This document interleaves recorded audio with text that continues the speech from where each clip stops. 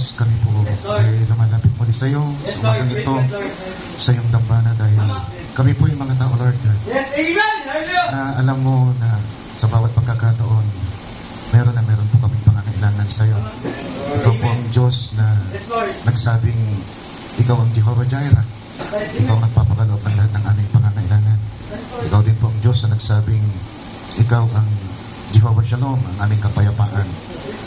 Ikaw din ang nagsabi na ikaw ang Jehovah Rapha, Lord God, ang aming manggagamot, Lord God.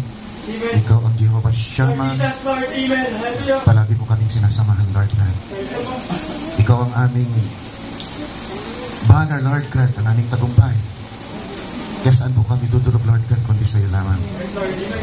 Sa umagang ito'y nais ka namin pasalamatan dahil lahat ng bagay na katangian na sinasabi ng iyong pangalan ay aming natatamo, Panginoon, dahil sa aming pagsampalataya sa iyo, Lord God, bilang mga mananampalataya. Kaya minsan pa sa umagang ito, mangusap ka po sa amin. Yung mga kulang pa sa amin, Lord God, ay ibuka mo pa, Lord God, para lalong makita po namin ang kabuuan po nito. Dahil habang nakikita po namin ang bagay na pinangako mo sa amin na gagawin mo, at nakikita po namin ito ng tuwiran, ng napakalinaw, lumalakas po ang aming pananampalataya. Kami po tumitibay, Lord God, at mas lalong umiigting po ang pagnanasa namin na ikaw ay paglingkuran. Kaya minsan pa sa umagang ito, hinihiling namin na ikaw po, Diyos, ang maghimay ng tinapay ng buhay. We cannot do it, Lord God. Kayo, inaasa po namin lahat sa iyo. Gamitin mo lamang muli, minsan pa, ang putik na labi na ito. Ilagay mo ako sa iyong likuran. Ikaw po, Diyos, ang mag-minister. Ikaw po ang lumagay sa aking harapan. Ikaw po ang siyang makita, matanyag, at ikaw po, Diyos, ang mabigyan ng lahat ng kaluwalhatian at kapurihan. Sa pangalan po ng Panginoong Kristo Jesus, ito po aming sama at dalangin, at lahat ng banal muli magsabi ng Amen at Amen. Palakpakan po natin ang ating Panginoon. Hallelujah. At nag-request na expound pa natin yung nakaraan. Kaya siguro bago tayo pumunta sa Jericho, expound pa natin. Kunin natin ang Joshua chapter 5 verse 11 chapter 13.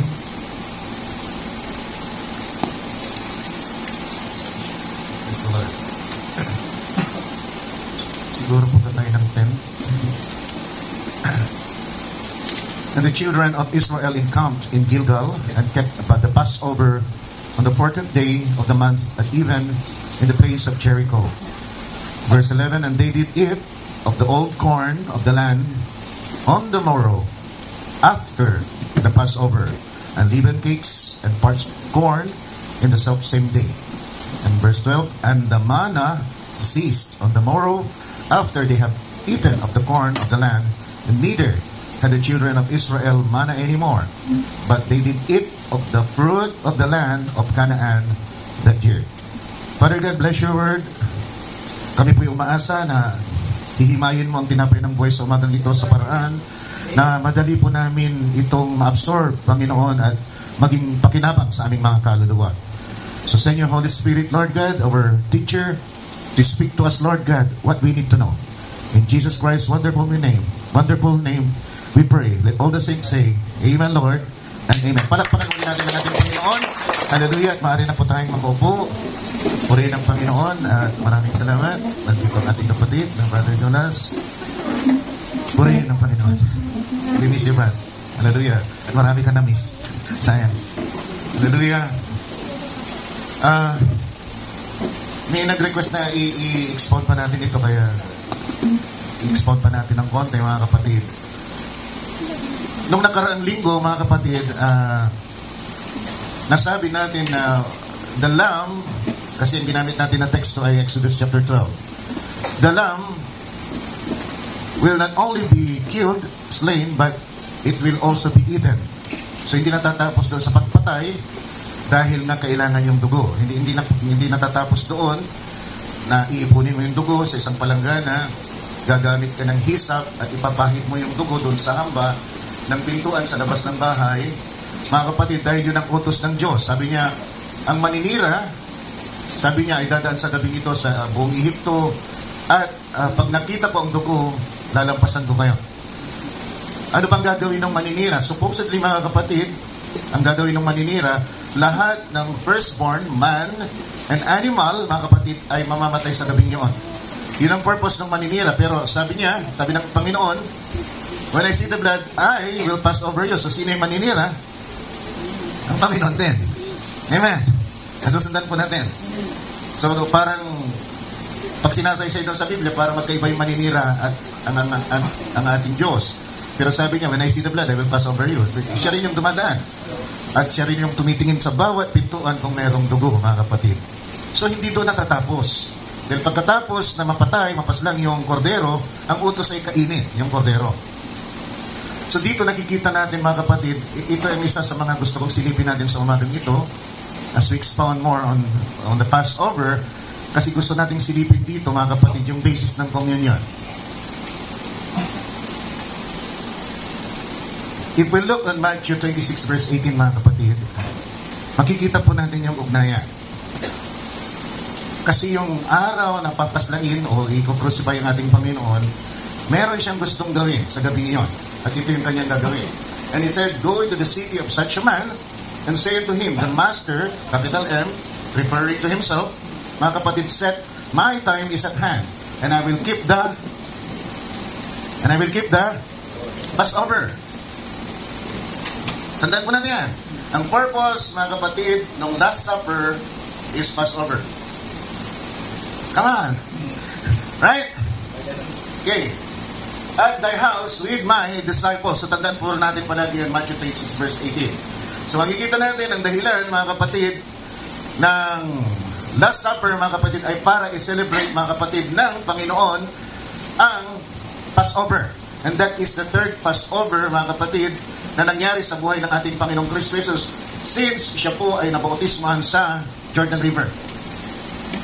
Ibig sabihin, umabot ng 3 taon yung kanyang ministry, mga kapatid. But alam natin, hindi naman siya namatay agad dyan. So meron pang sumunod na mga pangyayari, siya ililitis, at siya, mga kapatid, ay crucify, at siya nag-resurrect, mga kapatid, until siya ay nag-ascend. So more or less, mga kapatid, more than 3 years, mga kapatid, yung ministry ng ating Panginoon. At alam natin yung paraan ng mga Hudyo, basta tinamaan mo, mga kapatid, yung certain time, i-consider yun ang buo. Tulad nung panahon ng ating Panginoon, nung siya ay nag-crucify, how could 2 days be 3 days? Sabi nila, di ba? Kasi namatay siya ng Friday. Katapos siya ay inilibing, di ba? Katapos nag-resurrect siya ng umaga ng Sunday. Kung nakita ninyo, mga kapatid, so, kung hindi mo alam yung time, mga kapatid ng mga Hudyo, akala mo 2 araw lang yon, mga kapatid. Pero makikita po natin, na ang time ng Hudyo ay nag-umpisa ng paglubog ng araw o alas 6, mga kapatid, ng gabi hanggang alas 6 ng susunod na gabi. 6 p.m. to 6 p.m., mga kapatid. So, huwag natin kalilimutan na tatakbo pa yan ng midnight. Can you see that? Tatakbo pa yan ng midnight. 6 p.m., 9 p.m., 12 midnight. 3 a.m., 6 a.m. Tatakbo ulit. 9 a.m., 12 noon, di ba? Katapos 3 p.m., 6 p.m. Ngayon, sisigway ako sandali. Sabi, kunin yung tupa, sabi doon, ng 10. Pagkatapos paslangin ng 14. Ilang araw yon?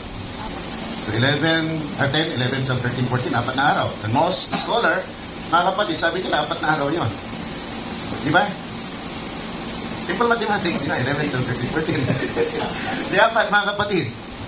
Pero kung titignan natin, mga kapatid, sabi, kunin ninyo yung tupa on the 10. Ang mag-uumpisa yung 10, magtatrabaho ka ba ng gabi? Nung panahon na yun, na wala pang electric. Hindi ka magtatrabaho. Wala. Yung 6 p.m. hanggang 6 a.m., half day na yun sa kanila. Kaya kung yung 4 days, awasin mo yung kalahating araw, ilang naiwan? Galing, sama. Galing natin sama. Sana mabilis-bilis. Okay, 3.5, right?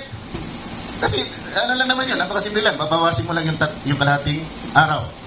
Now, sabi ng ating banal na kasulatan, mga kapatid, Tatlong Passover yung dinaanan ng ating Panginoon. Pero more than 4 Passover. Nasusundan po natin. Kaya kung lumampas ng konti, hindi natin pwedeng sabihin na 4 years yon. Pero pwede natin sabihin na 3.5 years yon. Kasi hindi lumampas ng kalahating taon. Okay, tinamaan niya yung kalahating taon.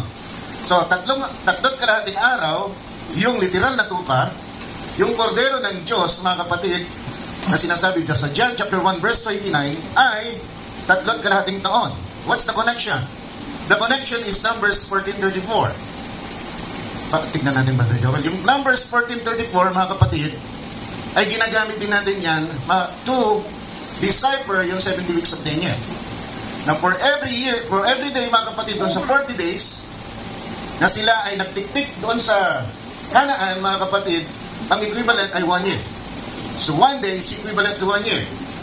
It's a prophetic thing. Dahil sabi ng Panginoon, mangyayari pa lang ito. So, it's a prophecy. So, kung titignan natin, mga kapatid, prophetic din yung sa ating Panginoon. 3 days, ang equivalent niya sa prophecy ay 3.5 years. Nakita ninyo? Nakita natin, tatlot kalahating araw na in-inspect, maigi yung tupa kung wala itong kapintasan, dahil yun ang requirement sa Exodus chapter 12. Kailangan yung tupa walang kapintasan. At nung ito ay walang kapintasan, mga kapatid, kinata ito doon sa 14 ng unang buwan ng unang taon. And that is Nisan. Ang equivalent dito sa ating kalendaryo ay between March and April, mga kapatid. Kaya hindi magtutugma talaga yung kalendaryo nila at kalendaryo natin. Okay, tandaan po palagi natin, and that is springtime, not even winter. Not even winter. It's springtime, mga kapatid. At pag springtime, nakita natin sa Book of Joshua, nung ating tinalakay ito'y panahon na ng tagtunaw. At pag ito'y panahon ng tagtunaw, nag-overflow yung tubig doon sa banks ng River Jordan, at napakahirap tawirin. Pero na-discuss na natin yan, kaya huwag na natin balikan, mga kapatid. And it's harvest time. Ito'y panahon ng tag-ani. Ngayon, tignan po natin. 3.5 yun, ano? Kasi baka mamaya request na naman. Binalakto na naman ako. So nakita natin na so perfect, mga kapatid, yung shadow na hindi natin pwedeng pagdudahan.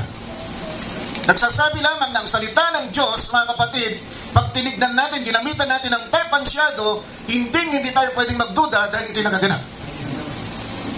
Nasusunod po natin, kaya ang ginagamit natin palagi ay type and shadow kasi yun ang bilin ng ating mensahero.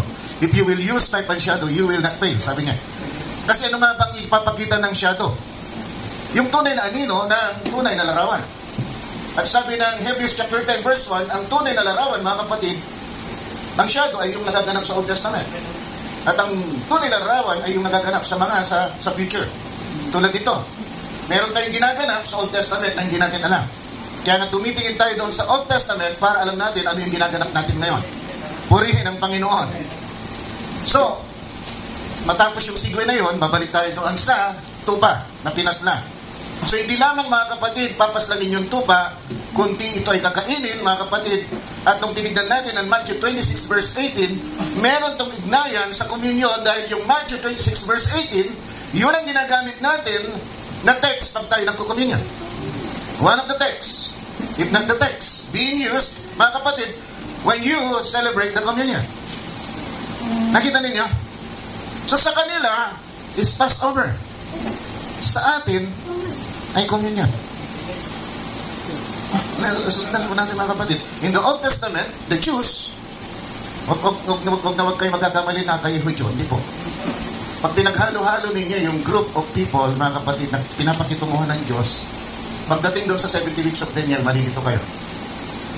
So alam naman ninyo yung teaching doon sa ating channel. Type nyo lang yung Virgilio Aquino, mga kapatid, makikita nyo yung teaching natin. Episode 1 hanggang 33, makikita ninyo. Nawa ko doon, episode 1 hanggang 33, that is pure teaching. Nakikita ninyo, walang emosyon yun. I'm just relating facts, truths, so that you will be informed. That's the purpose of teaching. For you to be informed and the doctrine be made clear to you. Ito yun ang purpose ng teaching natin. So may bagay na nagagawa ang teacher na hindi kayang gawin ng pastor. At ang nagagawa ng teacher ay ipakita gaano kalinaw ang doktrina ng Diyos. Nasusundan po natin. So kalimitang doctrinal dapat ang dinadala ng isang teacher. Pagdating sa preaching, anything goes. May text siya, yung pastor, kung minsan saan dinadala ng Panginoon. Kaya kung minsan nahihirapan din ako. Bilang pastor ninyo, I'm not a teacher. Pag meron akong tinatakal na ganito, kung minsan saan ako napupunta, yung teaching, yung inihatid natin na aral, kung minsan nasa hangin. So kailangan kong balikan kung minsan. Tulad dito, binabalikan ko yung mga little bits and pieces na na-miss natin. Okay. So yung Passover sa kanila, Mahudyo, tayo ay communion, mga kapatid. Now, yung mga elements ba na tinalakay doon, na sinabi ng Panginoon na dapat gawin, nandito rin ba sa communion? Dapat nandito. Kasi kung wala dito, then mapuputol yung connection ng Passover sa communion. So nakita natin nakaraan, mga kapatid, yung dugo kailangan ipahid doon sa hamba. So we'll look that kung nandun din sa communion. May kinain sila ng tupa, titignan din natin, nandun yan sa communion. May kinain sila na unleavened bread for 7 days, kailangan titignan din natin yan kung nandun sa communion. Merong yung blood, pinatulo, titignan din natin yan sa communion. May bitter herb, mga kapatid, yung bitter herb, makikita rin ba natin sa communion? Mga bagay, nakaakibat, na sinabi ng Panginoon na dapat isa katuparan habang nagkakaroon ng Passover, mga kapatid. At sabi doon, kailangan lahat ng magtitake ng communion, kailangan circumcise. Hindi pwedeng hindi ka nag-circumcise. Kung may nabili ka, naalipin, even strangers, hindi pwedeng magipagana. Nung sinabi kong pwedeng mag-take ng Passover, yung hindi Hudyo, ang sinasabi ko doon, yung nabili. Kasi pag nabili, parang pag-aari mo na yan. At pag nabili yon at gusto mag-take ng communion, kailangan matuli yun. Pag ayaw niyang patuli, hindi siya makakapag-take ng communion. Nasusundan po natin, mga kapatid. So napakahalaga yung pagtutuli. Kung hindi natuli, hindi makakapag-communion. At nakita natin yan nung nakaraan, how perfect it is, mga kapatid. Pag itatype na natin ito, titignan na natin sa katuparan, na hindi ka, mga kapatid, makakasama sa wedding supper of the Lamb, our final Passover, our final communion with Christ, mga kapatid, at the wedding supper, kung hindi ka natutuli sa puso mo. Kailangan matuli ka muna sa puso mo, mga kapatid, bago ka makapag-take ng final Passover mo doon sa wedding supper of the Lamb. Nasusunod po natin. Ganon ka dovetail, mga kapatid, lapat na lapat, mga kapatid, ang shadow type, mahirap, napakahirap tanggihan ang katotohanan na ito. Dahil sa pagkalapat, mga kapatid, ng anino doon sa katuparan. Now, tingnan po din natin, mga kapatid. Sinasabi din dito, mga kapatid, na kailangan yung dugo ay ipahid. Meron ba dugo doon sa communion? Meron. Pero lalampas pa tayo doon. Sabi ng Panginoon, ito ang aking dugo. Anong tinukoy niya? Yung alak. Amen. Ito ang aking dugo ng bagong tipan na ibububo para sa inyo, which will be shed for you. Sabi, mga kapatid, ng ating Panginoon. At ito ang tinapay, ito ang aking katawan. Sabi niya, pero ang tinutukoy niya yung tinapay. Nasundan po natin. So yung alak, mga kapatid, ay dugo niya. At yung tinapay, mga kapatid, ay katawan niya na pinagputol-putol para sa inyo. The body of Christ was broken, mga kapatid, because it's for our healing. Sa pamagitan ng kanyang latay, tayo ay pinagaling. Sabi ng ating banal na kasulatan, mga kapatid. So merong dugo doon sa communion natin, at meron, mga kapatid, unleavened bread, tinapay, na kailangan, sabi ng Exodus chapter 12. I do hope na binasa nyo na yung buong chapter ng Exodus chapter 12, mga kapatid. Kasi kung binasa nyo yan, mas lalo nyo maunawaan ang preaching natin sa umagang ito, pangangaral sa umagang ito. Now, pagpunta natin sa communion, mga kapatid, ulit, babalik tayo sa communion, makikita natin na yung ginawa doon sa Last Supper is just a token of what? Of the things, mga kapatid, that Jesus will do at the cross of Calvary. Nasusundan po natin, mga kapatid. A token, mga kapatid, is something that represents something. Like an edifice, mga kapatid, or symbol, or marking, mga kapatid, na pag nakita mo ito, maaalala mo na may dapat kang alalahanin. Memorial. It's a memorial, mga kapatid. So yung, kaya nasabi mga kapatid doon sa communion, Kung titignan natin ang 1 Corinthians chapter 11, verse 26, mga kapatid, sabi doon, as often as you do this, you show the death of the Lord. Kung gaano kadalas ninyo itong gawin, pinapakita ninyo ang kamatayan ng Panginoong Kristo Jesus. Anong pinapakita mo? Yung namatay lang siya sa krus? Of course na. Ipinapakita mo yung bagay na ginawa ni Kristo para sa iyo. Tandaan po natin doon sa Passover. Sabi doon sa Passover, mga kapatid, you do this on the 14th day of the month, the first month of the year, as a memorial unto the Lord. Para sa Panginoon. At hindi lang unto the Lord, you must celebrate it as a feast. Bilang isang kapistahan. Hindi bilang isang kalungkutan. At ibig sabihin lamang, pag itakbo natin sa communion, pag tayo nagko-communion, dapat may kagalakan ng ating mga puso. And every time, mga kapatid, meron tayong gawain. We are in communion with Christ. And if we're in communion with Christ, then we are so joyful. Nagkakaroon tayo sa ating mga puso, mga kapatid, dahil si Kristo ay nagsabi kami 2 o 3 nagtitipon sa aking pangalan, naroon ako sa kanilang kalagitnaan, and we do it unto the Lord. Kaya nakita nyo, do it unto the Lord as often as you do. Sabi naman ni Pablo, nakita nyo, as often as you do, you show the death of the Lord. Para saan? Yung communion para sa Panginoon. At sino ang Panginoon?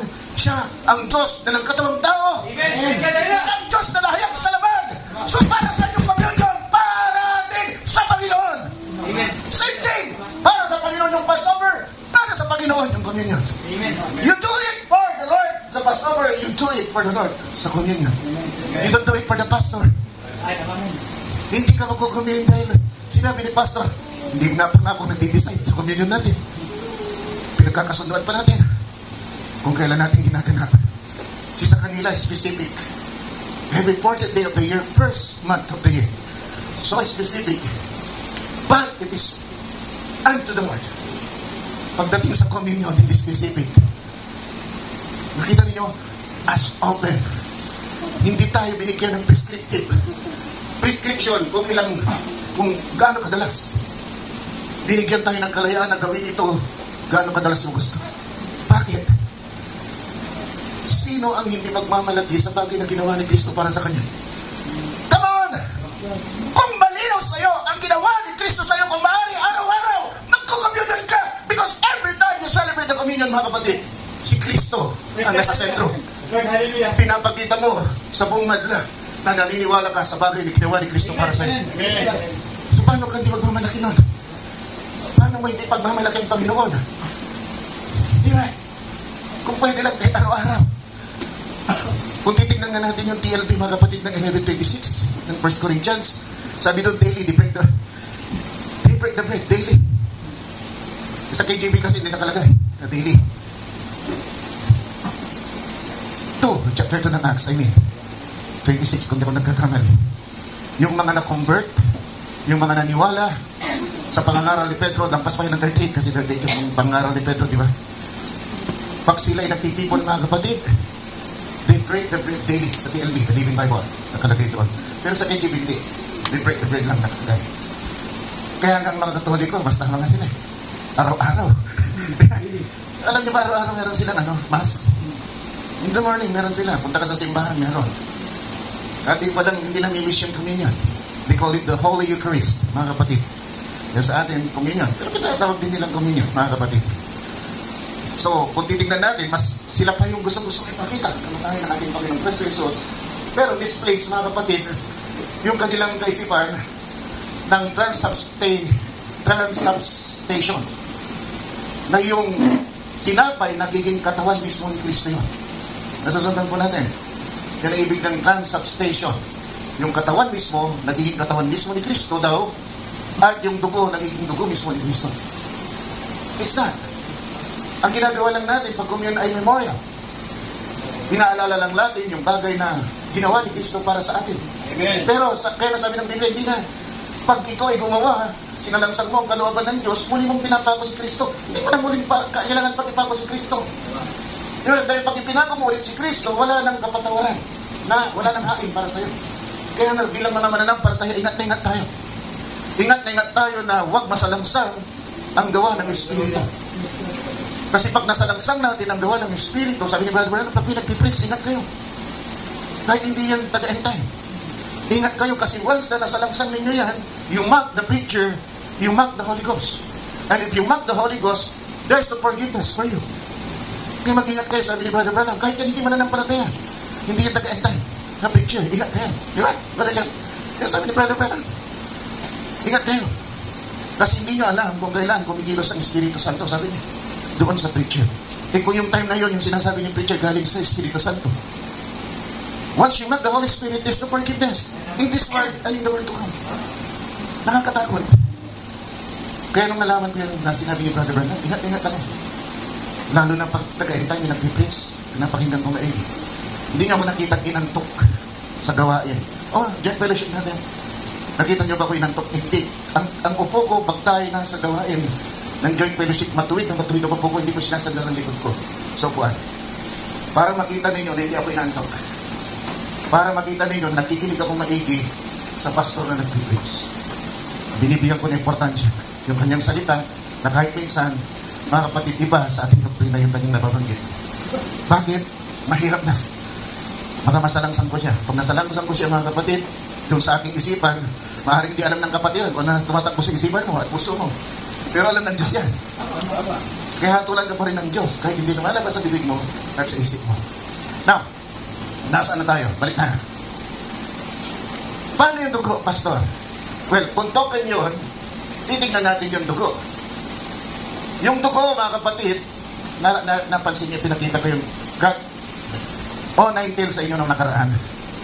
Sabi ko, kamukha ng hisap, di ba? Ako. At yung hisap, yun ang pinampahi doon sa hamba. Now, listen carefully. Dito sa bagong tipahan, hindi napahid sa hamba yung dugo ng Panginoon. Ito'y napahid doon sa krus ng Kalbaryo. See, the same thing. May horizontal bar at merong vertical bar. Ang hamba ay ganun din. This is the horizontal bar. If this is a wood, this is the horizontal bar, and this is the vertical bar. So kung titignan natin yung cross, ganun din. Merong vertical at yung horizontal. At doon napahid yung dugo ng ating Panginoon. Sabi niya, inumin ninyo ang ating dugo. Come on. Kaya nasabi ni Josepos, mga kapatid, I believe siya, kinain talaga nila mismo yung katawan ni Kristo. Dinagaw na nila ito, dinagaw at hindi yung kanyang dugo. But it's not. Josepos, istorya niya. Pero tingnan ninyo, sabi ni Kristo, kailangan inumin ninyo yung ating dugo. Dahil ito ang dugo, yung dugo ni Kristo, mga kapatid, na nabubo sa cross ng Kalbaryo, naroon pa ba? DJ, naroon pa ba? Wala na yung dugo, ito yun na. But the life in the blood, diba? Hindi mo pwedeng patayin yun, hindi mo pwedeng tuloyin yun. So where is the blood now? Yung dugo, mga kapatid, ng ating Panginoong Kristo Jesus, pag yun ay tinanggap mo bilang kabayaran ng iyong kasalanan, you have to take it. But in order to take it, it's not in the form of blood, but it's the form of the Holy Spirit. Amen. Kailangan tanggapin mo yung Espiritu Santo, mga kapatid, at saan ito mananahan? Sa puso mo. So saan nakapahid yung dugo ni Kristo? Doon sa hamba ng puso mo. At kung nakapahid sa hamba ng puso mo ang dugo ni Kristo, hallelujah, ano ang magiging epekto nito sa iyo? Kailangan makita na ligtas ka nga. Kailangan makita, mga kapatid, na niligtas ka nga ni Kristo. That there's a grace working inside you. And if there's a grace working inside you, you will act that you are saved. May kasabihan, di ba? If it walks like a duck, eats like a duck, walk like a duck, then it is a dog. No, it is a duck. Di ba? Di ba? Hindi pwedeng maging dog yan. Nakita mo, maglakad ka. Bakit? Katapos tumutok ka. Katapos, nilagay mo sa tubig, lumulutan. Katapos, sabi niya, aso yan, aso. Hindi, duck yan. Paano yan? So, ganun din. If you speak like a Christian, if you live like a Christian, like Christ, if you are a peculiar people unto Christ, then most likely, you're a born-again Christian. Hindi pwedeng hindi. Kasi yun ang nakikita sa'yo. Nakikita sa'yo na nagsasalita ka bilang Kristiyano. Ang gusto may Kristiyano, magiging isang tunay na Kristiyano. Ang sinasalita mo ay hindi kalaswahan. Ayaw mo malasong bagay. Napakasimple ang gustong maging buhay. Peculiar people ka, yung ginagawa ng sanlibutan, hindi mo ginagawa. Nandiyan ang kapaitan. Yan ang mapait. Kasi hindi nawala yung kapait. Yung salita ng Diyos mapait. Sino ang hindi mapapaitan? Lalo na pag ikaw ay yung people. Pag sinabing, pag gusto mong putulan ng buhok mo, magpakalbo ka. Mapait, di ba? Kasi, paano pa i-display yung buhok mo? Na kailangan straight, maikli, pantay na pantay. Di ba? Nakintab. Na ganon-ganon ka. Yung lalaki, ang kontas siya kayo, yung kanyang buhok. Straight na straight. Siguro, pinaplansya yan. Ano ba yung plansya? Di ba? Mapait. Kasi ang ginagawa ng sanlibutan yun. So, paano mo gagawin? Ma-out of place ka. Mapait. Can you say it? Umiinom ang mga kasama mo. Sa trabaho, hindi ko umiinom. Diba? Sabi na, magpakalasing kayo sa espiritu, huwag sa alak. Eh, kaya nga pag nalasing ka sa espiritu, para kang lasing. Ano yung hirap ka? Diba? Para kang lasing. Nawawala ka sa sarili mo. Dahil sa sobrang stimulation of revelation. Amen.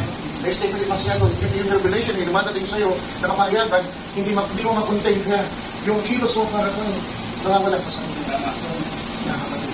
Kunin ang Panginoon. So hindi ka makasama doon sa inuman. Out of place ka. Mapait, di ba? Gusto mong kasama mo to, lalo na mga kaibigan mo yun. Pag nagkwentuhan kayo, bati-bati mo yun. Para sa nagiinuman sila, ikaw hindi kasama. 10 kayo na magkakaibigan, nagiinuman sila, ikaw hindi kasama. Pait, di ba? At marami ka pang bagay na gustong gawin sa buhay mo. Gusto mong yumaman. Magpakayaman ang gusto. I'm not against of rich people. Pero sabi ng banal na kasulatan, napakahirap sa isang mayaman na tao na pumasok sa karya ng Diyos. Mas madali pa sa isang kamelyo. Kamelyo na pumasok sa butas ng karayo. Mapait? Mapait. Dahil gusto natin umaligwas lahat ang buhay natin. Sinong ayaw na gumanda ang buhay niya? Pero hindi mo na alam kung minsan, nasaan yung separating line ng kasapatan at kalabisan. Then kung minsan, misinterpret na natin yung kasapatan na kulang pa. Dahil ang interpretation mo ng kasapatan, kalabisan. Kailangan mas labis pa ang meron ako para maging sapat ito. Nasusunod mo natin. Pero ang sapat, ay nitataguyod ka, nababayaran mo rin yung bills mo. Wala kang sakit.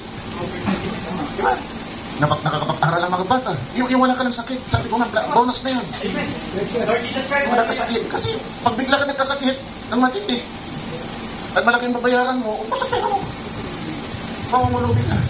Pero kung dapat ka naglilingkod sa Panginoon, sabi ng Panginoon, ang dagdag at hilat yun. Ako ang Diyos ay nagpapagaling sa lahat ng karamdaman nila. Kaya nga, may mga karamdaman ako, hindi ako nagpapatilindi. Kasi may mga nararamdaman ako. Nagtitiwala ako sa Panginoon.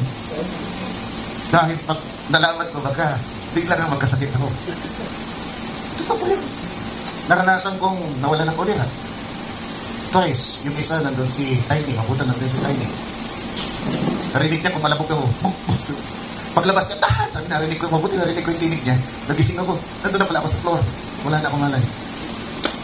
Minsan naman, nagtatrabaho ako dyan sa likod. Tapos ang init, di ko inalintana, Brother Jonas. Pawis na pawis ako. Yung para, nakaka-experience na ako ng heat exhaustion. Na pag pinabayaan mo, mapupunta sa heat stroke. Nahihilo na ako. Pag naglakad ako, gusto kong pumunta ng kanan, napupunta ako ng kaliwa. Hindi ko na. Kaya ginawa ko, dumikit ako dun sa pader, katapos naglakad ako. hawak-hawak ko yung pader para diretso yung lakad ko. So after that, alam ko na, mga kapatid, at ang doktor ko Google eh. Tumitingin ako sa Google kung ano yung mga symptoms. At pag nakita ko, ano yung dapat iwasan, iwasan ko na. So far, so good. Effective si Dr. Google. yung mga remedy, natural lang. Natural remedy lang. Sister Lee, natural remedy lang. So yun, magmula noon, sa awa ng Panginoon hanggang ngayon, hindi pa naman tayo nakakasakit. That's 10 years ago siguro. Matagal na. Kaya biruin ninyo kung bawat buwan, pupunta ka sa, di ba? Pupunta ka sa doktor at sasabihin ng doktor, bili mo itong gamot na to. Patay, sunatan. Pag sunod na punta mo si Sir Leslie, maraming pera to, binili na itong gamot. Tatasan ko pa. Pag punta mo doon, ininom mo pala yung gamot mo po, ito, kulang pa, inumin mo pa to. Sunod na punta mo, teka, kung sa pag-ihi mo, nahirapan pa ako umihi, doktor.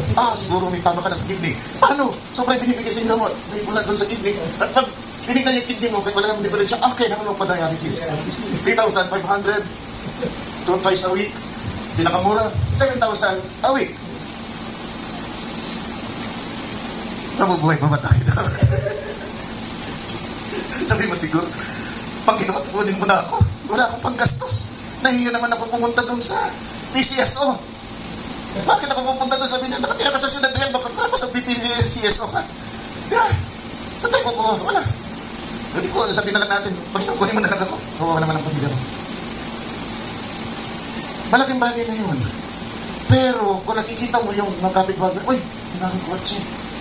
Ako wala, gusto ko rin magkakotse. See, yung kasapatan, nagiging kalabisan na. Kasi ang sabi ng Panginoon, paglingkuran natin siya. Hindi naman natin paglingkuran ang ating sarili. Once na nami-misplace yung priorities mo, napakahirap ito ibalik sa realidad sa paglilingkod sa Panginoon. Kahit anong justification mo. Napakahirap. Kaya sabi ng ating banal na kasulatan, mga kapatid, examine there if you are in the faith. Palagi mong tignan, suriin ang sarili mo kung nasa pananampalataya ka. Kasi kung minsan, nawawala ka na pala, ginajustify mo dahil yun ang nagiging takbo ng buhay mo, akala mo yun ang tama. Saan ka ba ba't ganun ka? Now, when you're in your office o sa school, may mga bagay na ginagawa yung office ninyo. Christmas party. Diba? Tulad ni Uncle Kong. Nag-fiesta pagdating dito si Radja. Hindi ko makalimutan yun. Kita ninyo na napakahirap sa atin because galing tayo doon. Galing tayo na, nakikipag-Christmas party tayo, in-enjoy natin, Christmas gifts, nakikipag-palitan. Kung nasa mataas na kalalagayan at bahagi ka ng organisasyon, pwede ba hindi mo gawin yun? Pwede yun. See, nandoon yung bitter herb. And the bitter herb is the Word of God. Hindi mo ito may pamuhay kung walang bitter blocker. At what is the bitter blocker? Sabi ko nga nakaraan, salt, ginagamit sa palaya. Sugar, ginagamit din sa palaya. And the third one is oil. And the Holy Spirit is oil. Without the Holy Spirit in the Word of God, mapait yung salita ng Diyos. Napakahirap ipamuhay, napakahirap i-digest. Pero pag ito ay dinala ng Espiritu Santo sa puso mo, inalaw mo, pinahintulutan mo, because the Holy Spirit cannot. Hindi niya pwede, mga kapatid, pakialaman yung free will mo. May free will ka. Kailangan i-allow mo siya. Loobin mo yung kalooban ng Diyos, mga kapatid, upang makakilos ang Espiritu Santo sa'yo. Lord, gusto kong ipabuhay ang salita mo, pero hirap ako. Out of place ako. Tuwing gusto kong ipabuhay ito, out of place ako. Ako. Nakita ninyo, ako. Ang pinagbigyan mo ng pagpapahalaga ay ako, hindi siya. Pero kung siyang binibigyan mo ng pagpapahalaga, pero Panginoon, gusto kitang ma-please. Gusto kitang mabigyan ng karangalan. Gusto kitang mabigyan ng kapurihan. Gusto kitang masamba sa pamagitan ng buhay ko. Kaya inihiling ko sa'yo. Pasukuhin mo ang kalooban ko sa kalooban mo dahil hindi ko kayang gawin. Amen. Influence me, Lord. Yes, amen. Naniniwala tayo doon sa mga influencer, mga kapatid. Sa YouTube, sa FB, tuwang-tawa tayo pag pinapanood natin sila, naniniwala tayo. But the influence of the Holy Spirit, ayaw natin! Yun ang kailangan natin sa ating buhay. Amen. To allow the Holy Spirit to influence us. Where you are now, wala tayong magagawa. Pero hindi pa huling lahat para ayusin ang priorities mo talaga. You cannot live eternally. Sana nakikita din yung tumatanda tayo. Excuse me, Sister John. So you cannot live eternally. Kung sobra ka nakapokus sa world, mga kapatid, eventually iwanan mo yan.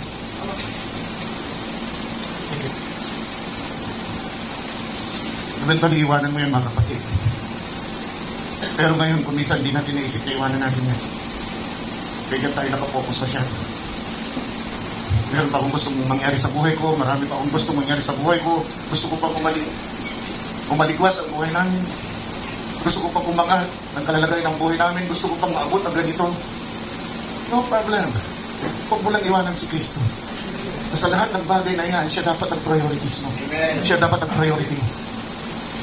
Sabi ko nga dapat parang meron kang switch mechanism. You know when to switch off. Hindi pwede yung naka-switch on ka palagi sa world. Kasi kung saan ka babad, ganun ka. Hindi mo may tatanggihan kahit anong gawin mo. You cannot. Kung nasan ka ganun ka, hahalakak ka dahil nagpapalakak sila, nagkwekwentuhan sila, kailangan sumausaw ka, nagbida-bida sila, kailangan magbida ka rin. Else you will lose them. Come on, dinanan nyo lahat yan. Huwag natin sabihin na di natin dinanan yan. Dinanan natin yan. At naghihinayan tayo na mawala yun. Pero nung naging mananampalataya na tayo, we decide to leave them all. Amen. For Jesus. Iniwanan natin lahat yan. Wala natin pakialam dyan. Ang pakialam natin kung ano ang tingin ni Kristo sa atin. Yeah. We don't care anong tingin ng tao sa atin. Mayaman ba tayo, mahirap, we don't care. All we all care is nalulugod ba si Kristo sa atin. Hallelujah. Yun ang pakialam natin. Dahil kung hindi nalulugod si Kristo, mga kapatid, sa atin, you know, Hebrews chapter 10 says, mga kapatid, 10 to 12, darating ang araw, tingnan ninyo ito, darating ang araw, isusulat ng Panginoon ang kanyang kautusan at ang kanyang kalooban sa iyong puso. Ito yung tinatalakay natin palagi. Amen. At hindi na kailangan turuan ka pa ng sino-sinong tao, ni pastor, hindi mo na kailangan ng pastor. Pero as of this moment, kailangan makinig ka dahil kung wala kang pinakinggan, wala kang paniniwalaan, at kung wala kang paniniwalaan, wala kang isusuko sa Diyos. At kung wala kang isusuko sa Diyos, mga kapatid, walang isusulat ng Espiritu Santo sa puso mo. Anong isusulat ng Espiritu Santo sa puso mo kung wala kang alam? Tama. Tamad ka na nga magbasa ng Biblia, hindi ka pa nakikinig ng pangangaral ng salita ng Diyos. At sabi ng Biblia, dumadating, preach the Word of God. Hindi sinabing read the Word of God. Hindi sinabing teach the Word of God. Preach the Word of God unto the end of the world. Yun ang sinabi, mga kapatid. Kaya napakalaga, napakinggan mo ang pangangaral ng salita ng Diyos. Then dumadating, mga kapatid, Hallelujah. ang tamang kaunawaan ng Espiritu. Hallelujah. Amen. Praise the Lord. Sasaysay lamang ng pastor pero magdadala ng Espiritu Santo. Amen. Pero kung walang magpipreach, walang dadali ng Espiritu Santo sa puso mo. Tama. Amen. So you need to hear. Amen. Hallelujah. Kailangan ka makinig sa preaching. Dahil yun ang paniniwalaan mo. At yung paniniwalaan mo, yun ang isusulat ng Espiritu Santo sa puso. Paul said in chapter 1, Paul said in 1 Corinthians, Brother Joel, chapter 5, verse 7, our Passover lamb is Jesus Christ. Kita ninyo. Kita ninyo, kinunekta niya talaga. Our Passover lamb is the Lord Jesus Christ. Kinunekta mismo ni Pablo. First out there for the old leaven, that he may be a new lamb as you are a leaven. For even Christ, our Passover is sacrificed for us. Amen. Ay susunod, napaka-controversial yung susunod. Nakita nyo? Because Jesus Christ is supposed to be the unleavened bread. Come on! Therefore, let us keep the feast. There is it again! It's a feast, not a funeral! It's a feast! It's a joyful moment! Amen. Purihin ang Panginoon. Hallelujah! Nagagalak tayo. Ito ay communion. Ginagawa natin. Dapat nagagalak tayo, mga kapatid. Hallelujah! Therefore, let us keep the feast, not with old leaven, neither with the leaven of malice and wickedness, but with the unleavened bread of sincerity and truth. That's 5, 7, 8, 9, 10, 11, and we go on to 1 Corinthians chapter 6. Doon natin makikita mga kapatid, know ye not that you will judge the world. Wow! Sinabihan tayo doon na we have to purge the old leaven.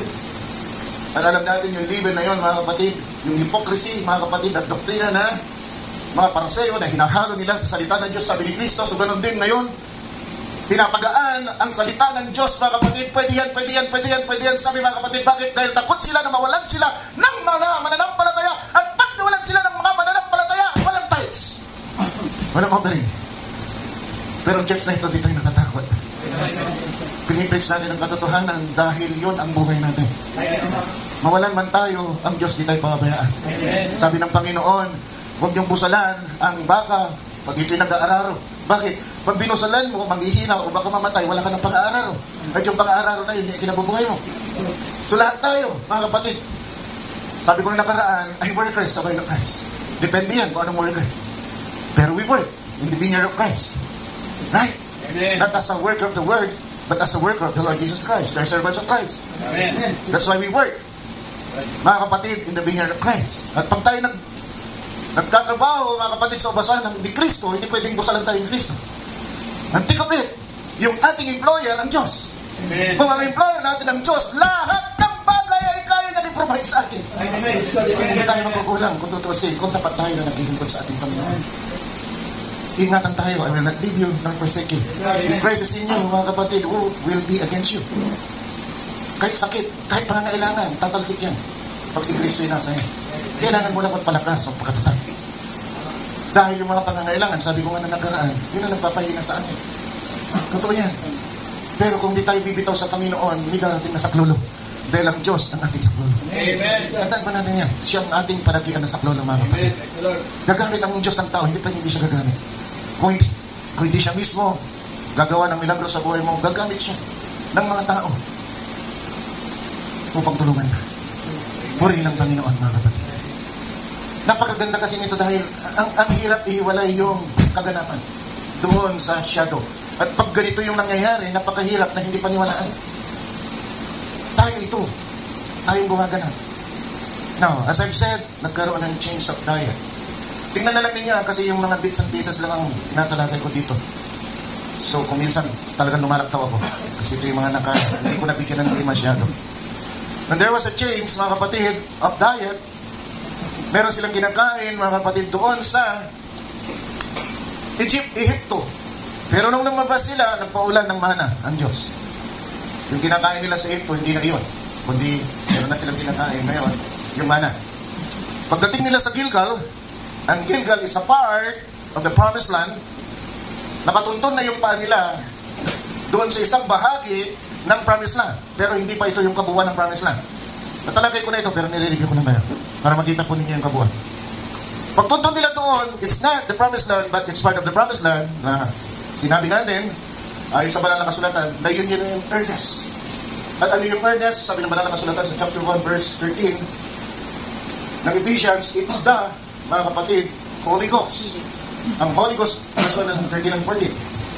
Ito yung earnest, mga kapatid. The Holy Spirit is earnest. Tingnan po natin kasi, pagkatuntong nila, saka sila nag-Passover. Pero tandaan natin, mga kapatid, bago sila nag-Passover, nagkaroon ng circumcision. Ang ganda natin ang satin dito, mga kapatid. So, nag-cross sila, tumuntun sila sa bahagi ng promised land, sinircumcise sila, at sila nag-Passover. After ng Passover, yung text natin mga kapatid, tandaan po natin, matapos ang Passover, doon lamang sila kumain ng old corn of the land. So there's a change of diet again. From the diet of Egypt, to the manna of the desert, to the old corn of the land of promise. So nasundan po natin mga kapatid. Takbo natin dito sa atin, paglalakbay natin sa promised land. Galing tayo sa sanlibutan, which is type of Egypt. Anong kinakain natin dito, yun ang gawin natin. Kinikilos natin. Kung ang ating nakabistan dito ay inuman, yun ang tamang buhay, inom tayo. Sigarilyo tayo, bisyo tayo. Party tayo. Party to death tayo. Party umaga hanggang umaga, gabi hanggang umaga. Party. Walang dinaalala, kundi layaw ng katawan. So yun ang buhay natin dito. Kung tinawag tayo ng Panginoon, na-justify tayo, mga kapatid, tulad din ng mga Israelita, kahit hindi sila karapat-dapat, inilabas pa rin. Pinakitunguhan pa rin sila ng Panginoon. Hindi tayo karapat-dapat, pinatunguhan din tayo ng Panginoon, at inilabas tayo. Justify tayo. Tila ba wala tayong nagawang kasalanan sa isip ng Diyos. Ganon din yung Israelita, mga kapatid. Nilabas sila sa kapangyarihan ng Diyos, mga kapatid. Naglakad tayo, pero hindi na pagkain ng ihip ng ating kinakain. Nagpaulan ng mana. There's a change of diet. So, ang kinakain natin dito, ang salita ng Diyos. We don't have the ability to change ourselves. We don't know the standards of God. So, kailangan turuan tayo ng kanyang salita para makalakad tayo ng tama ayon sa kalooban ng Diyos. Amen. So, kumakain tayo ngayon ng bread of life. Ang living bread. Salita ng Diyos. Then, bago tayo ma-rapture, kailangan may circumcision na mangyari. Kasi kailangan circumcision puso mo. Tatanggalin, sabi ng banal na kasulatan, yung foreskin ng puso mo, hindi yung foreskin na ari ng lalaki. Kundi yung foreskin ng puso mo, dahil nandun yung dumi. Nasa puso mo yung dumi. Sino mag-circumcise? Sabi ng Pablo sa Romans chapter 2 verse 29, ang banal na espiritu. So yung banal na espiritu mag-circumcise sa'yo. Bago pa man sila tatawid ng jikal, kailangan may decision sila gagawin. Tatawid ako, hindi. Kung nag-decide sila hindi sila makakatawid. So kailangan decisive sila, natatawid sila. They have to will it, natatawid sila. So Jordan is death to oneself. Ganun din. Pag na-circumcise ka, namatay ka sa sarili mo. At si Kristo ang nabubuhay na sa'yo. Amen. Sabi ng banal na kasulatan, sabi Pablo, mga kapatid. Kaya nasabi ko, kung ngayong araw, na-circumcise yung puso mo, at ngayong araw, ang rapture, saan napupunta? Sa Passover. Wedding supper na lang. Doon ka pupunta, mga kapatid. Anong kakainin mo doon? Kahit anong gawin natin dito, merong ihuhulog ang Diyos na pagkain natin sa kapanahunan. At yun ang mensahe na kailangan natin lakaran. At pag yun ay ating nalakaran, tayo ay ma-rapture. Napakapalag natin dahil magmula first age hanggang 7th age, mga kapatid, ay pinakita sa atin. Pero sabi ni Pablo, pag tumitingin ako, parang malabong salamin pa rin. Kasi parang nakikita ko na yung kabuuan, what is to come, at sigurado ko, yan na yun. Pero medyo malabo pa rin.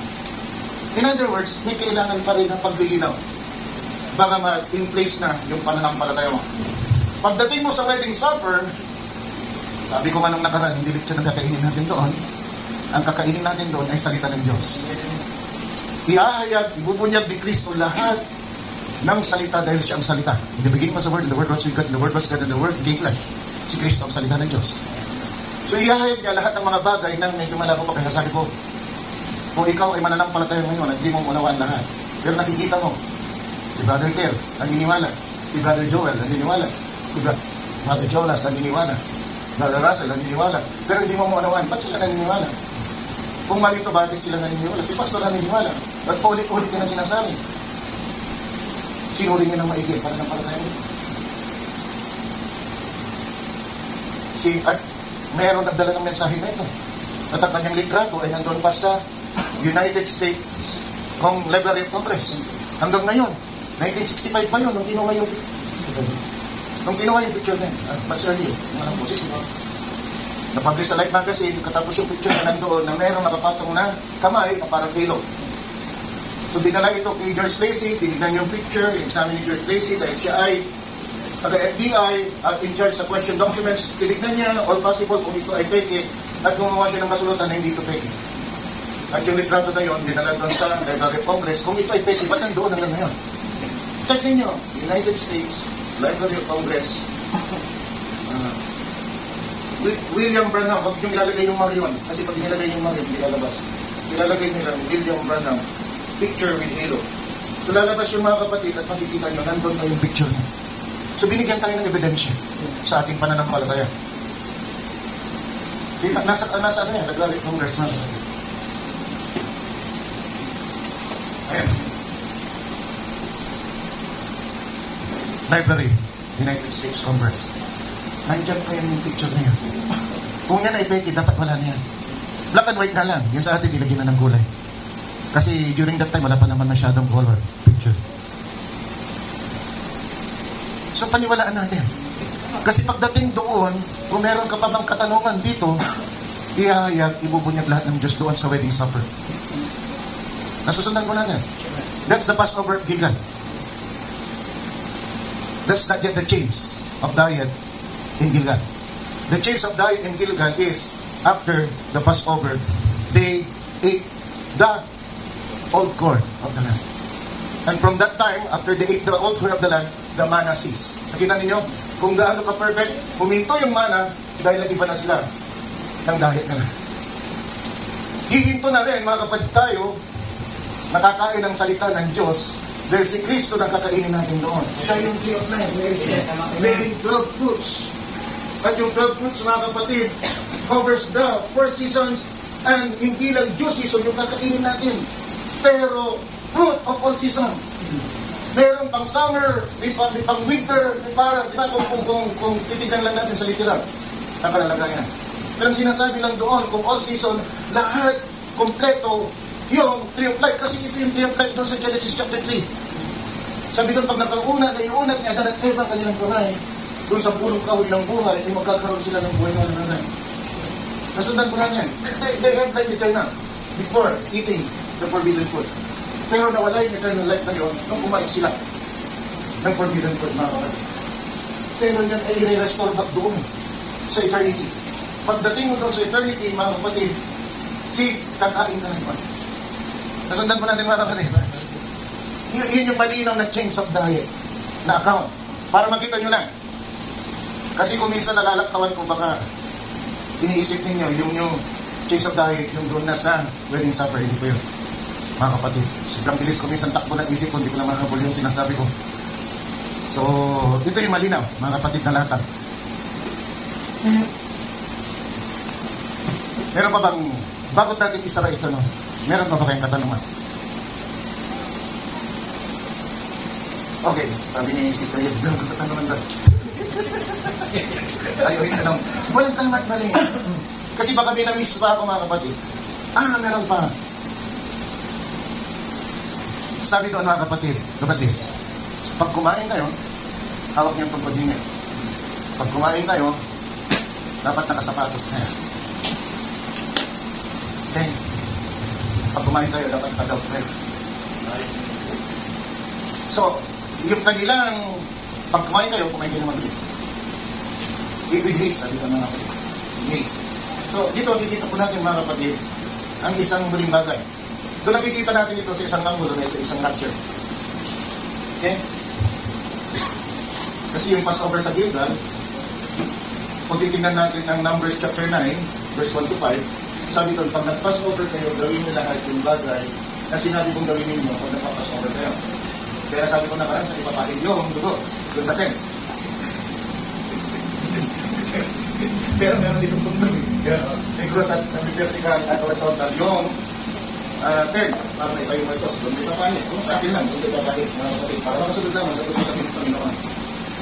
So, pagdating doon sa Gilgal, tanda natin, nasa kami sila nito. Pagkatapos nila makakain na yung parch, there should be a release. Ito na nangyari sa Egypt. And release is the rapture. Pero ano pang rapture na nangyayari kung ikaw ay nandun na sa kahalan ng Panginoon. Pero sabi, pagkailang ganapin mo yung Passover, nakapapakal yung ikot, kailangan nakagab ka pa rin, kailangan nakasapatos ka pa rin, as if hindi ka matutulog kundi ikaw ay maglalakbay. Pero sa susunod na hindi ko na ito ipipita sa iyo. Kasi may connection ito. Kaya parang may kalan tayo. May connection ito, mga kapatid, doon sa Captain of the Host. May connection ito, mga kapatid, doon sa Jericho. At may connection din ito doon sa Passover. Mga kapatid, final Passover natin. So titignan naman natin ito, anong magaganap sa susunod na linggo. Pero ngayon, palagay ko, sasara na natin. I believe na-cover na natin lahat. Unless yung aking critic doon, Sister Joy Aquino, meron ka pa bang tatanungin para may sara ko na? Meron, sige lang, okay lang, walang problema. Kesa yung may hanging pa. Wala na. So kung wala na, I do hope nakuha nyo niya, mga kapatid, na nakalinya, parallel ito Yung nag-comment na sabi, parang dalawang car. Running in parallel, mga kapatid. Yung isa tumatakbo sa past, yung isa tumatakbo sa future. Pero same manufactured car, mga kapatid. So, ganun din itong nakikita natin ngayon. Kung ano yung tumatakbo sa past, sabi sa Ecclesiastes chapter 3 verse 15, mga kapatid, yung nakaraan ay muling hihingin ng Diyos na maganap sa kasalukuyan. So, paulit-ulit lang ito, tinawag niya ang Israel nung ilalabas niya sa Ehipto na aking anak, yung Israel. Nung tinanganak, mga kapatid, si Kristo, tinawag niya, mga kapatid, na ating anak. So, kung minsan ang isang salita ng Diyos, meron itong multiple application. Titingnan lang natin kung paano, anong anggulo natin ito titignan, at anong application ng anggulo na yun. Tulad ng Noah's Ark, as we close. Yung Noah's Ark, pwede natin titignan ito, mga kapatid, na rapture. Si Noah na rapture, the Ark is Christ, and the water is the Word of God, mga kapatid. Kung ano yung nag-judge sa sanlibutan at tinanggihan, ito yung nagangat naman kay Noah. Pero kung titignan natin sa anggulo, mga kapatid, sabi ni Brother Branham din ito, isang paliwanag din ni Brother Branham, kung titignan natin sa anggulo ni Enoch, Enoch was translated. So si Enoch, mga kapatid, bago dumating ang tribulasyon, yung dilubyo, mga kapatid, ay na-translate, napunta sa piling ng Panginoon, at ang dumaan sa tribulasyon naman ay si Noah. So magkaiba yung application, magkaiba ang anggulo. Pero alam natin, tayong mga banal, hindi tayo dadaan sa Great Tribulation. Bago dumating ang tribulasyon, tayo agawin ni Kristo, ang ating bridegroom, dahil sino ang bridegroom na gusto niyang masaktan ng kanyang nobya bago niya pakasalan? Hindi niya gagawin niya. Iingatan niyang maigi ang kanyang bride na kanyang pakakasalan sa wedding supper. Tayo kayo lahat at tayo manalangin. Dakilang Diyos, niyuyuko po namin ang aming ulo, Lord God, as sa aming pagtatapos, Panginoon, ng bagay na ito, Lord God, tungkol sa Passover, tungkol sa circumcision. We're going to embark another topic, Lord God, next Sunday. Tulungan mo kami, Panginoon, muli. Tulungan mo ako na makapaghanda muli, Lord God, upang mailatag muli ito, Lord God, ng tama ayon sa iyong banal na kalooban, Lord God. Ayoko pa magturo sa church na ito, Lord God, na hindi ko napapatunayan na ito'y tama. Gusto ko, Panginoon, na ano man ang may turo ko dito, hindi mo ako babalikan at sasabihin ako'y sinungaling at hindi ako karapat-dapat sa iyong kaharian. Kaya sa bawat pagkakataon, Lord God, na ako'y naghahanda, tulungan mo po ako, i-guide mo po ako. Hayaan mo, Diyos, na ang pagpapahid mo ay hindi ako iwanan upang magkaroon po ng tamang pananaw ang aking mga mata, ang mata ng aking pananampalataya, at ang iyong Espiritu ay mangusap, Panginoon, sa pamagitan ng aking mga labi upang makakain, Panginoon, ang iyong mga anak sa dagong ito. Huwag mo kaming pababayan, O Diyos, dahil ang mga senyales, ang mga bagay na sinasabi ng banal na kasulatan na mangyayari sa huling kapanahunan ay nangyayari sa aming kapanahunan. Bagamat tila humihinahon na ang gera, Panginoon, sa Ukraine, pero nandun pa rin yung gera. Nandun pa rin ang panganib ng Iran, Lord God, ay gumagawa ng nuclear weapons. Kaya nga nakikipagkasundo ngayon ang United States. At ang Russia ay naroon pa nga sa pakikipaglaban sa Ukraine. At ang tatlong ito, Panginoon, ay binabanggit mo sa Ezekiel chapter 38 and 39 na magsasama-sama ang tatlong makapangyarihan na bansa ito upang maganap ang Battle of Armageddon, Lord. Kaya tulungan mo kami, Lord God, na lumakas ang aming pananampalataya, umigting ito, Panginoon, maging priority ka namin sa lahat ng bagay. Tulungan mo kami dahil marami po. At habang nagsusumikap po kami na paglingkuran ka ng buong puso, buong lakas, buong isip, Panginoon, ay may bagay din ang ginagawa ng aming kaaway, Lord God. Tulad na lang ng ginawa niya sa aming kapatid na si Sister Joy. Panginoon, alam po namin siya yung operahan sa araw po na ito, kaya ang buong church ay nananalangin, Panginoon, bagamat may panalangin ko na po siya. Hinihikayat ko ang buong church na ito na maging safe ang kanyang ligtas, ang kanyang operasyon, at maganap ang madali at daglian, Panginoon, na kagalingan paghilom ng kanyang mga sugat. Ganon din kay Brother Rolly, Lord God. Tulungan mo po siya, Lord God, na hindi maging hadlang ang kanyang trabaho, Lord God, sa kanyang paglilingkod sa iyo. Pinupuri ka namin, Panginoon, sinasamba ka namin. Tulungan mo kami sa bawat araw. Paalalahanan mo kami sa bawat oras, sa bawat minuto, Lalong-lalo na, pag nakagawa kami ng bagay laban sa iyong banal na kalooban. Sitain mo kami, Panginoon. Huwag mo, O Diyos, ayan, lumampas sa aming puso't isipan na, at i-justify na tama yung mali na aming ginagawa. Kundi bigyan mo kami, Panginoon, bagabagin mo ang aming mga puso hanggang sa matutunan po namin na magsisi, humibik, umiyak, Panginoon, sa iyong harapan, dahil ang aming nasalangsang ay kalooban ng Diyos na lumikha sa amin, ng Diyos na may kapangyarihan sa aming buhay. Tulungan mo kami, Panginoon, na wala kaming kakayanan. Panginoon, ikaw lamang po ang inaasahan namin na nagsabing, hindi mo kami pababayaan at hindi mo kami iwanan. Bigyan mo kami ng tagumpay, Panginoon, sa lahat ng oras, sa lahat ng sandali. At ipakita mo kami nga ay mga anak ng Diyos. Sa pangalan po ng Panginoong Kristo Jesus, ito po aming samantalangin na lahat ng banal magsabi ng Amen at Amen. Palakpakan po natin ating Panginoon. Hallelujah. At tinatawagan ko na po si Brother Kel para isa ng ating gawain. Brother Kel.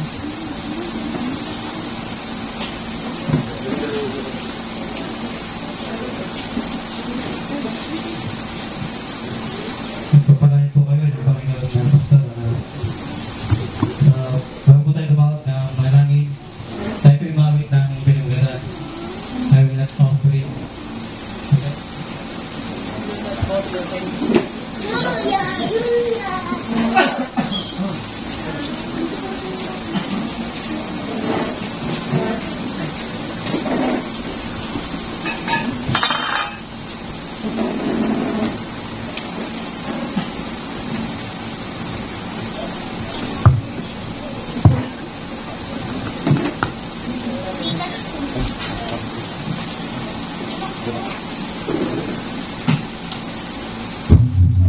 Agent X Mode.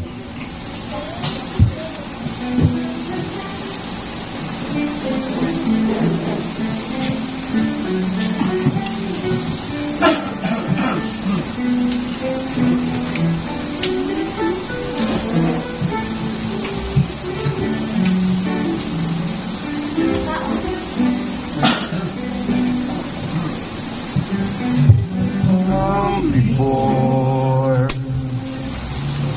righteous holy Lord, offers me worldly things I do not need, and hope is pleased. He wants me to give a heart that's truly His, and offering our highest price, a servant whom the Lord can use. I will not offer anything that costs me nothing. I place before Him nothing less than my very best. If I go to sacrifice, it will be worthy of my price. I will not offer anything that costs me nothing. Serve Him is my goal. How could I withhold whatever's mine is given me? It's not my own, it's His alone. Whatever He requires, it is my desire. Whatever He may need from me, I'll pay the cost, gain or loss. I will not offer anything that costs me nothing. I've placed before Him nothing less than my very best. And if I go to sacrifice, I will be worthy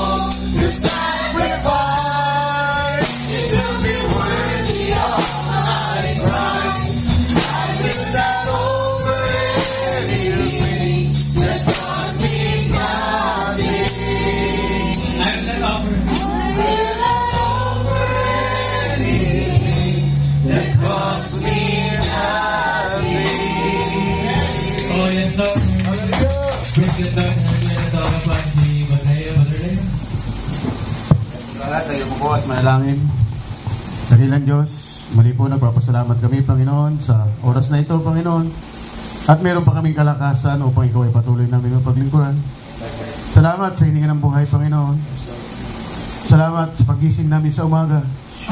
O Lord, isang malaking bagay, Panginoon, ang magising pa kami. Lord, sabi nga sa pangangaral ng aming mahal na pastor, ikaw ay kapiling namin ngayon, Panginoon. Kami ay nagkukumunyon sa iyo sa oras na ito. Tulungan mo kami, Panginoon, kaming lahat na magkaroon ng kasiglahan, Panginoon. Na nawa, Panginoon, katulad ng sa isang literal na bagay, Panginoon, na makakatanggap ka ng isang regalo na inaasam-asam mo na darating sa iyo. Nawa, Panginoon, maging higit pa sa raon, Panginoon, ang maging kalagalakan namin, ang kaligayahan namin. O Lord God, tulungan mo kaming lahat, Lord. Yamang nalalapit na ang pagbabalik mo, Panginoon. Patawarin mo kami, Lord, sa mga bagay na nagagawa namin na hindi ayon sa iyong kalooban. Nais namin makasunod sa iyo, Lord. Ngunit mahihina kami, Panginoon. Wala kaming ibang malalapitan kundi ikaw, Panginoon. Ikaw ang humawak sa amin, Lord. Hallelujah, nang hindi mo kami mabitawan, Panginoon. Sapagkat kung kami ang hawak, Panginoon, baka kami ay makabitaw sa iyo. O Lord, kahabagan mo kami, Panginoon. Nawa walang maiwan sa aming mga kapatiran, Panginoon, sa pagsalubong sa iyo.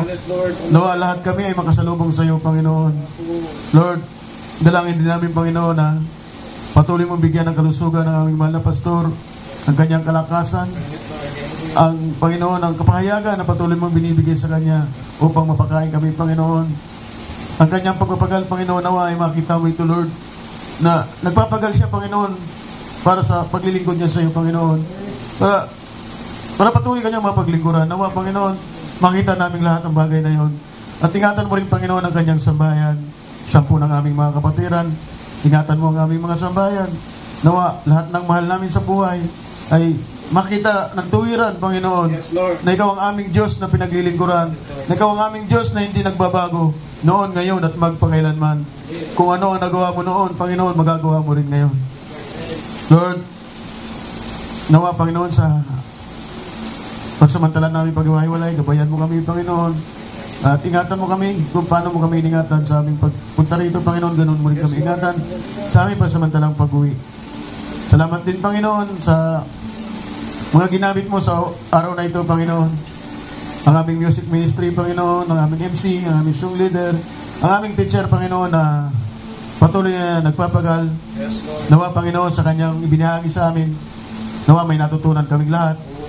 Simula sa mga pinakabata hanggang sa pinakamatanda sa amin, Panginoon. Nawa, hindi kami na tumatanda sa edad lamang.